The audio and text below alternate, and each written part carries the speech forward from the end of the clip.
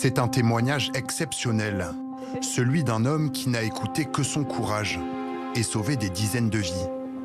Ce jour-là, le 31 décembre à Crans-Montana, Paolo Campolo dîne en famille quand il reçoit un appel de sa fille Paulina.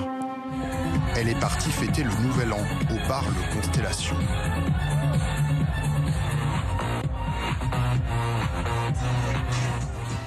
Yulia, ma compagne, reçoit l'appel de Paulina qui est terrorisée et qui dit il y a le feu, il y a une explosion, il y a des blessés. Et moi j'ai entendu ce qu'elle a dit et j'ai couru vers l'extincteur qui est dans le corridor ici, je l'ai pris avec moi. Ma fille m'a suivi avec les clés de la voiture, on est monté dans la voiture et en 10 secondes on était sur place. Sa fille est à l'extérieur, saine et sauve. Mais l'entrée de la discothèque est couverte de fumée. Paolo parvient cependant à distinguer des silhouettes qui appellent à l'aide. J'ai essayé de retrouver des personnes. On a vu des bras se tendre vers nous, qu'on a attrapés et qu'on a tirés vers l'extérieur immédiatement. Et ainsi de suite, 2, 3 fois. Et puis, ne voyant plus personne, on a essayé de rentrer. On est rentré peut-être sur 2 mètres. Et puis on a commencé à trébucher sur des corps. Et donc on a continué de les extraire. Je pense qu'en tout on a dû sortir 5 personnes ainsi. Il s'occupe des victimes, puis se dirige vers la sortie de secours. J'ai trouvé ce qui ressemble à une porte de service, pas du tout une porte de sécurité avec les fameuses barres qu'on pouvait voir, puisque la porte était transparente. Et j'ai pu voir au travers de la vitre, malgré l'opacité de la fumée, j'ai pu voir des corps contre la vitre. Avec l'aide d'un volontaire, il réussit à ouvrir une des portes coulissantes. On a mis le pied contre la vitrine et on a tiré très très fort, on a réussi à ouvrir. Et c'est à ce moment-là que les corps sont tombés. Plusieurs corps sont tombés et immédiatement on les a extraits les uns après les autres. Et je pense que là on a dû, en tout et pour tout, sortir une dizaine de corps. Les blessures qu'on retrouvait sur toutes les victimes, quasiment, sont des brûlures 2e ou 3e degré à la tête, et des brûlures plus importantes au membre supérieur, 3e degré. Et puis, des vêtements synthétiques qui ont fondu sur la peau, pour les membres inférieurs notamment. Et puis des intoxications sévères. Pendant 4 heures, Paolo va évacuer les blessés. Mais quand il rentre chez lui, il n'arrive plus à respirer. Intoxiqué au monoxyde de carbone, il est immédiatement hospitalisé. Ce drame l'a profondément traumatisé. Des amis de sa fille sont décédés, d'autres gravement brûlés. Tous ces jeunes veulent s'amuser, c'est tout. Ils sont montés pour mourir.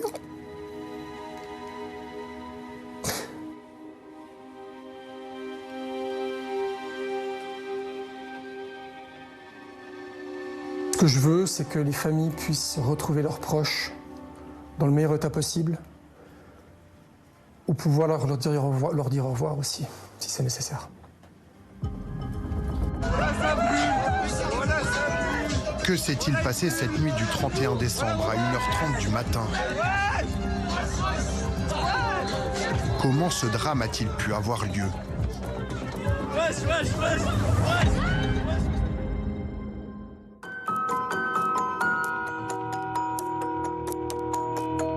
Niché à 1500 mètres d'altitude, face au plus haut sommet des Alpes valaisannes, le village cossu de Crans-Montana accueille des milliers de touristes chaque année. Une clientèle aisée qui prend ses quartiers dans cette station alpine l'été, mais surtout en hiver. Son point fort, un domaine skiable de 140 km de piste et la réputation d'un ensoleillement quasi permanent. Ces nombreux événements et bars dansants en font aussi un haut lieu de fête pour les noctambules. Ce soir du 31 décembre, les rues sont remplies de fêtards, venus célébrer le passage à la nouvelle année.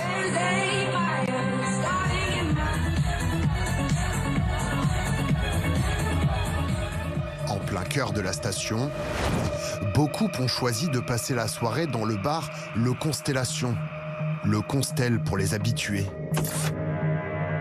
Un bar de nuit très à la mode, particulièrement prisé par une très jeune clientèle. Les soirées se déroulent dans la cave de l'établissement, un sous-sol qui peut accueillir plusieurs centaines de personnes. Chaque soir, il s'y déroule une tradition, un véritable show. Quand une table commande des bouteilles d'alcool, les serveurs les apportent en musique et les agrémentent de ces bougies lumineuses, comme sur ces images promotionnelles. Ce soir du 31, ces deux jeunes Français étaient présents dans le sous-sol. Quand on commande une table avec des bouteilles, il y a un show qui arrive et en fait le show c'était qu'il y a une dame qui monte sur les épaules d'une autre avec deux bouteilles et les feux d'artifice un peu d'anniversaire qui font des flammes et en fait elle les a agités trop haut, ce qui a fait que ça a touché le plafond et que ça a pris feu d'un coup. Ce document exclusif, enregistré quelques secondes avant le drame, montre une serveuse masquée sur les épaules d'une autre, apporter des bouteilles de champagne avec ses engins pyrotechniques.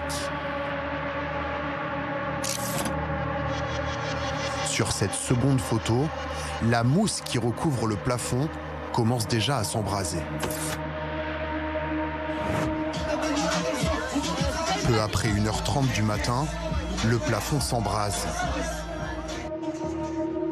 Certains clients filment la scène avec leur smartphone. Un autre tente de circonscrire l'incendie à l'aide d'un simple tissu. En vain. L'incendie se propage en quelques secondes. Cette jeune fille de 17 ans était rentrée dans le bar quelques minutes seulement avant le drame. Je suis descendue donc au bar qui était au sous-sol et j'ai rejoint un ami à moi et après j'entendais au feu et je voyais les gens qui commençaient à courir alors j'ai rejoint mon ami et on s'est juste mis à courir et il y a eu le feu qui s'est propagé très très vite. Il y a eu la fumée aussi qui était vraiment horrible, enfin, ça piquait les yeux, on n'arrivait plus à respirer. Et après, il y a eu une explosion, je l'ai senti sur mes jambes. Dans la panique, elle tente de s'enfuir vers la sortie. Un simple escalier, étroit, très vite saturé.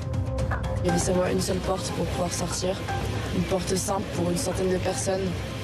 Donc c'était pas... tout le monde se bousculait comme pas possible et moi je me suis retrouvée sous 3-4 personnes qui étaient un peu en train de brûler. Il y avait des gens morts autour de nous. Moi j'ai levé les mains et je criais et il y a un garçon que je connais pas du tout et que je remercie de tout cœur, mais du coup il m'a juste prié, il m'a tiré et du coup, j'ai réussi à sortir grâce à lui. Le sous-sol se transforme en piège mortel pour de nombreux fêtards.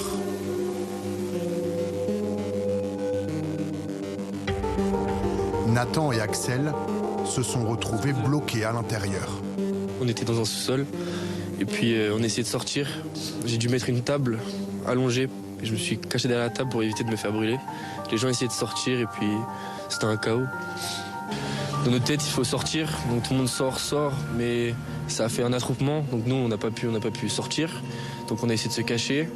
Et puis moi, quand je suis remonté en haut, je me suis dit que soit j'allais y passer ou soit j'allais réussir à m'en sortir, mais le seul moyen, c'était de passer par une fenêtre, mais les fenêtres étaient bloquées.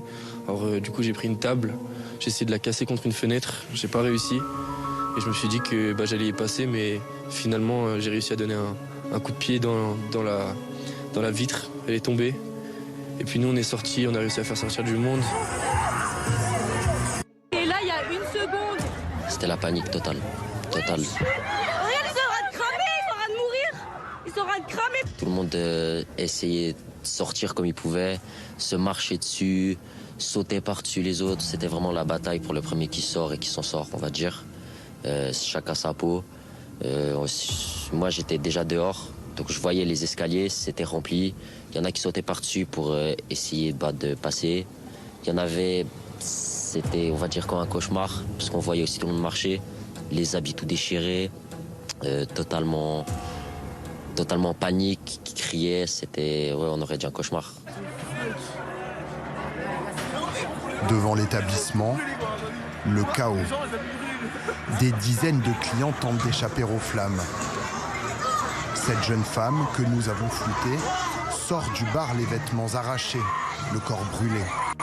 Sous les yeux de nombreux témoins, des scènes de guerre. On a vu beaucoup de brûlés, des personnes qui étaient en train de vomir, des personnes qui étaient en train de faire des convulsions, qui avaient plus de cheveux, qui avaient des parties de leur visage arrachées. Des collants qui avaient fondu sur, sur les jambes des gens. Même ce matin, quand je me suis réveillée, je me suis dit mais c'est pas possible, c'était un cauchemar. C'était vraiment digne d'un film d'horreur. Les secours arrivent quelques minutes après. Très vite, débordés par le nombre de victimes. Des blessés par dizaines sont évacués et répartis vers les différents hôpitaux de la région. Celui de Sion en accueille une 60aine, les plus gravement touchés. Au lendemain du drame, Yannick, témoin de l'incendie, est venu prendre des nouvelles d'une jeune fille grièvement blessée. Une inconnue qui l'a conduit jusqu'aux urgences. Je l'ai vue sur le sol, on a vérifié son pouls pour voir si elle était vivante. Après, la première chose qui m'est passée par la tête, c'était de foncer à l'hôpital. Il n'y avait rien d'autre à faire. Elle ne pouvait même pas respirer. On a roulé très vite. Dans ce genre de situation, chaque seconde compte. L'hôpital n'a pas pu lui donner des nouvelles de la victime. Yannick a été l'un des premiers à arriver devant le bar. Profondément choqué, il nous décrit l'horreur.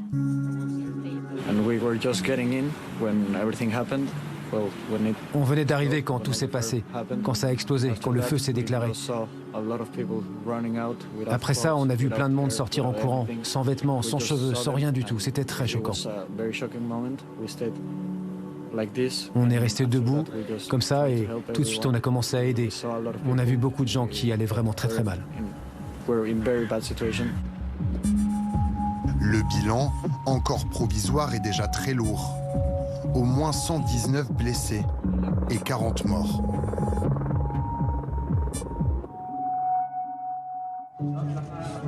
Beaucoup de victimes n'ont pas encore pu être identifiées. Leurs proches ne savent pas s'ils sont blessés ou décédés. Une attente insoutenable. Les familles multiplient les recherches sur les réseaux sociaux pour tenter de trouver des informations sur les disparus. Comme sur ce compte Instagram, 40 avis de recherche ont été postés pour retrouver des enfants, des frères, des sœurs, des amis qui étaient ce soir-là au bar Le Constellation. Parmi eux, de très jeunes gens. Certains sont mineurs. Comme ces deux sœurs de 14 et 15 ans, Alice et Diane Goncé, qui n'ont plus donné de nouvelles depuis la soirée. Si vous avez des infos, merci de contacter ce numéro. La détresse des proches se lit dans les messages. Ma petite sœur se trouvait hier dans l'incendie à Crans-Montana et depuis nous n'avons plus de nouvelles. Si vous savez dans quel hôpital elle se trouve ou si vous avez n'importe quelle information à son sujet, merci de me contacter. Nous recherchons la copine de mon frère Noémie qu'il devait rejoindre hier soir après son job et dont il est sans nouvelles depuis. Vivian n'a pas donné de nouvelles depuis l'incendie hier soir. Il était présent avec Léo, Léonard et Ludovic. Si vous avez des nouvelles, contactez-moi. Cette jeune fille, 22 ans, Émilie Pralon, elle non plus n'a pas encore été retrouvée. Alors ma petite fille, Émilie, elle est au centre là, voilà.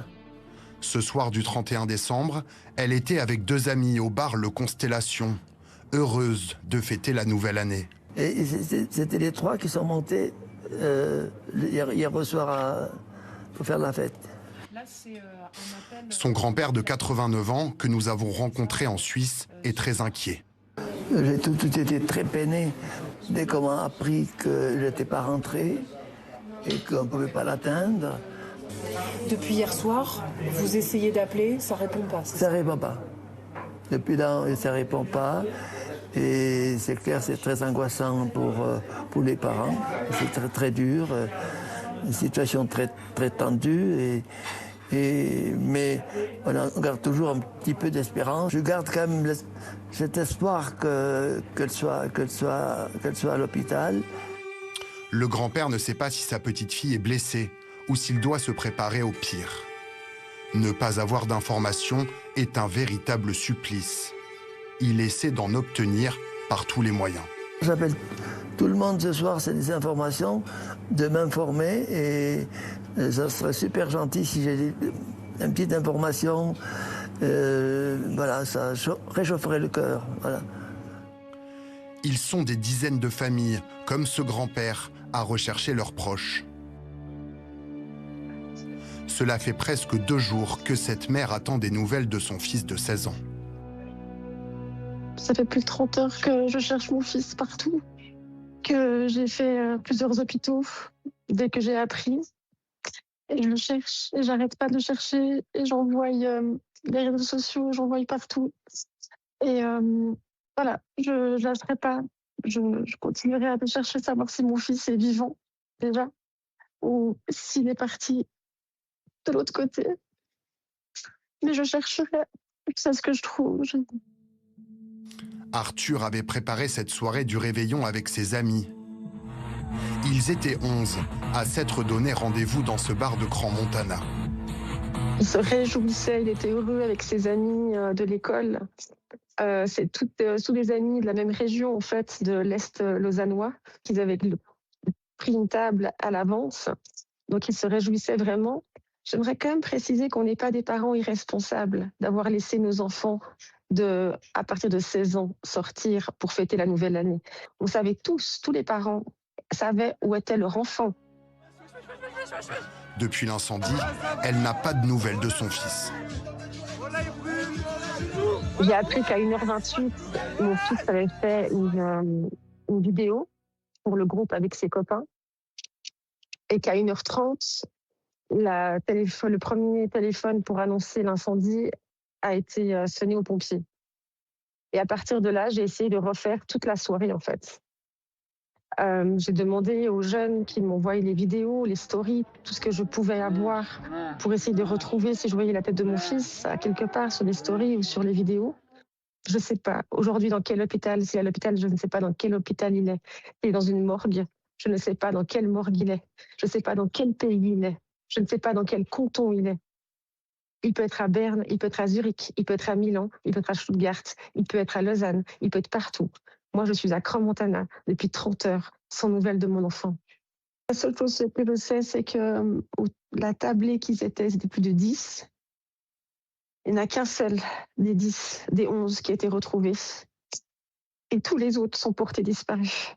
Donc toute la tablée de mon fils, ils sont portés disparus encore à l'heure actuelle où je vous parle. Si cette attente est si longue, c'est que l'identification des victimes est très compliquée. Certaines ont été brûlées très profondément lors de l'incendie. Mais cette mère n'en peut plus d'attendre. En tant que parent, on fait le maximum pour chercher nos enfants. Si à l'hôpital, quelqu'un reconnaît Arthur Brodard, né le 22 février 2009, je vous en supplie, contactez-moi.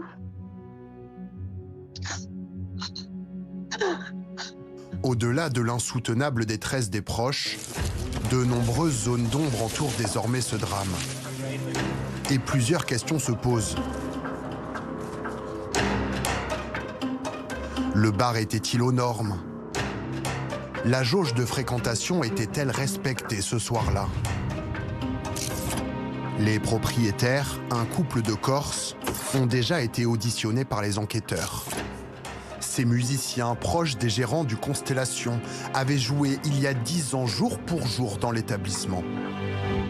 J'ai essayé d'avoir des nouvelles quand même, leur demander si tout allait bien. Bon, ils m'ont répondu plus tard, parce que bon, cette nuit, ça a dû être assez compliqué pour eux. Et voilà, ils m'ont simplement répondu, on est en vie. Donc déjà, c'était un soulagement. Mais bon, après, on a vu par la suite qu'il y avait vraiment des morts, tout ça. Donc voilà, on a été un petit peu choqués de ce qui s'est passé. Jean-Thomas Filippini décrit un couple honnête. C'est des gens qui sont très travailleurs, qui sont très appréciés dans le Valais.